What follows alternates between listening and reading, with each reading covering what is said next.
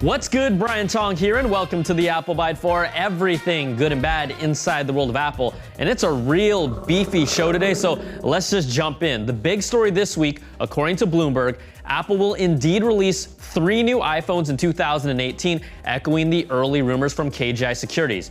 Now, Apple's working on a second generation 5.8-inch OLED phone, a new larger 6.5-inch OLED iPhone that will be the iPhone 10 Plus. But come on, let's have a little fun here. Let's just call it the iPhone XL because that's still too large for my form-fitting, skinny jeans.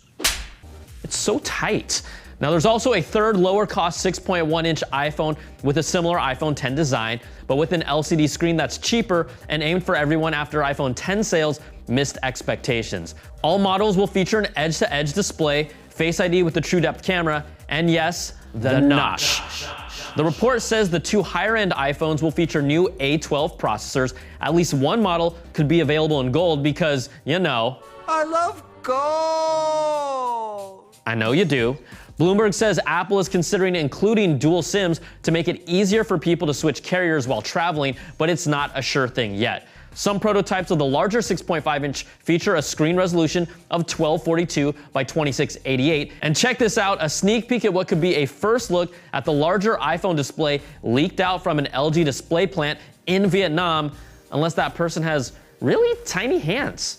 Now, if you still can't wait, but you don't want to drop $1,000 of cheddar for an iPhone 10, Asus is looking to fill that void on the cheap with their Zenfone 5 announced at Mobile World Congress that looks almost just like an iPhone 10, but it will cost around $590 US. It even has the horrible notch. But Asus can brag and say, our notch is smaller than yours, Apple. And then Apple will counter with, yeah, bruh, but you got a big ass chin. But you know what? We know Apple would never even stoop that low.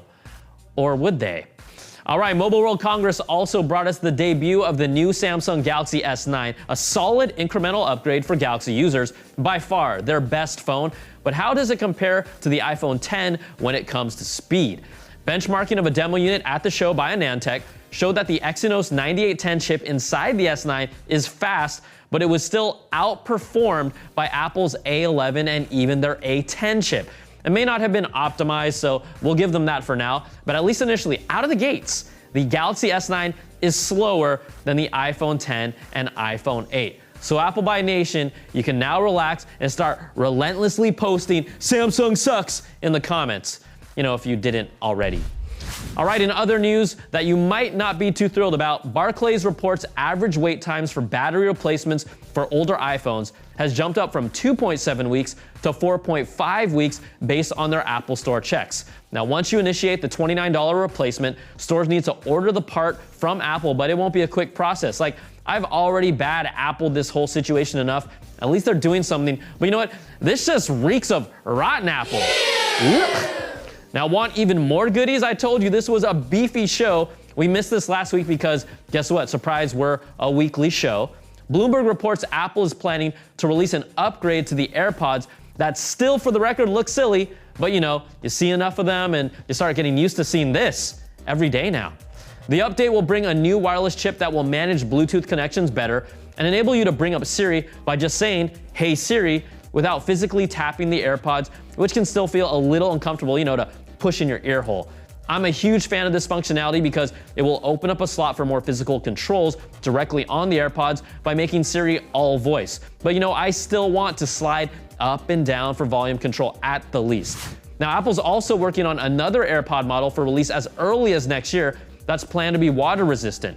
Apple has never made that official claim with the current AirPods, although everything Apple Pro has put them to the test and they survived. But let's have some fun here. What should Apple call them? I could see them called the AirPods Sport, or let's just get cray-cray and call them Water Pods. Or, do you even have a better one? Guess what? I'll pick the best name that makes me laugh and give the winner something, from my secret stash. So tell us in the comments. Now, also, a patent as far back as April of last year hinted at an AirPods case that could double as a wireless charging dock for an Apple Watch or iPhone. And there was even a version of the AirPods case that was described to be waterproof as well. So there's a whole lot more we can see coming from Apple's AirPods that's still look like this. All right, KGI Securities reports Apple is working not only on new AirPods, but their own high-end over-the-ear headphones with an all-new design that will reportedly debut in the fourth quarter of this year at the earliest. Designed to be as convenient as the AirPods, these could be a direct competitor to their own Beats line, appealing to, a slightly more mature audience and with the brand cachet of Apple. Just slap an Apple logo on it because you can never underestimate the brand. Also, you all know I enjoyed the sound of the HomePod, but it really didn't do anything else that great for me, so much that yes, I returned mine. So sorry to let the fanboys down, but I'll come back to it if it gets a whole lot better. Like I've said, it's good, but just not $349 good with everything else out there. Now, NPD Group data found the HomePod beat out all other smart speaker first day pre-orders with the exception of the Amazon Dot. That product was $49. We know, Apple, you aren't gonna bring down the price, but you need to pump up the value with more features, a smarter AI, and smart home compatibility, and then you've got something that can really compete beyond just being an Apple Music speaker. Okay, patent news. A new Apple patent has been granted for a dual display MacBook or a second generation iPad Pro titled dual display equipment with enhanced visibility and suppressed reflections. Now, this would eliminate a physical keyboard or trackpad, and the second display could also be used as a sketch pad or for gaming controls based on past patents. Now, in one version, a hinge would hold two displays together to form a new MacBook. In another version, the hinge could be designed with magnetics so it could become a 2-in-1 device or a second-gen iPad, and you know how much I love my iPad Pro. Now, this doesn't mean Apple is going to do this right away or ever. Other companies already have dual displays or laptops with this fully rotating hinges and are also, guess what? They're also thinking about this. And before we go, we couldn't even pack in all the stuff we wanted to this week, but we couldn't end this show without saying happy birthday to Steve Jobs, who would have turned 63 years old on February the 24th. Like, he's really the reason many of us fell in love with tech, the reason this show exists, and the reason we're all watching it together. Thank you, SJ.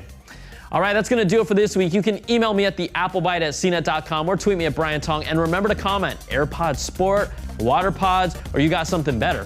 Thanks so much for watching, and we'll catch you all next time for another Bite of the Apple.